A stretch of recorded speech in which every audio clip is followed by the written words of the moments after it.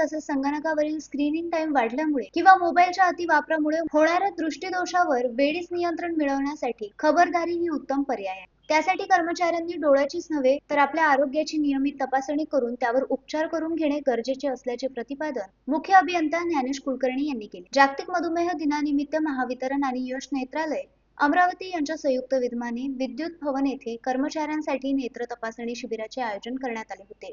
यावेळी डॉक्टर अतुल कढाणे, अधीक्षक अभियंते दीपक देवहाते, दीपाली माडेलवार यांची यावेळी प्रमुख उपस्थिती होती। मुख्य अभियंता म्हणाले, उत्तम आरोग्यासारखी दुसरी संपत्ती नाही, त्यामुळे योगासने, व्यायाम, चालणे इत्यादी कर्मचाऱ्यांनी दिनचर्याचा भाग करून घ्यावा। तसे महावितरणच नाही तर सर्वच कार्यालयीन कामकाजाचे स्वरूप हे संगणकावर आधारित झाले आहे। विशेषतः मधुमेह असलेल्यांनी काय काळजी घ्यावी याबाबत सविस्तर मार्गदर्शन केले। नेत्र तपासणी दरम्यान संगणकाद्वारे डोळे तपासणी करताना रेटिनाचा फोटो आणि डोळ्याचा दाब मोजून डायबेटिस रेटिनोपॅथी बद्दल विशेष माहिती देण्यात आली। विद्युत भवनात झालेल्या नेत्र तपासणी शिबिराचा लाभ मुख्य अभियंता सहित एकूण 86 कर्मचाऱ्यांनी सहभाग घेतला। यावेळी सहाय्यक महाव्यवस्थापक रुपेश देशमुख, कार्यकारी अभियंता प्रदीप पुणसे, उपमुख्य औद्योगिक संबंध अधिकारी मधुसूदन मराठे, कार्यकारी अभियंते राजेश माहुलकर, अमित शिवरकर, उपविधी अधिकारी प्रशांत लहाणे, वरिष्ठ व्यवस्थापक विजय पचारे, व्यवस्थापक विकास बांबल, कल्पना फुले आदींनी उपस्थित राहून यावेळी आपल्या डोळ्याची तपासणी केली। Uttam Brahmanwade, the sting operation news, Amravati.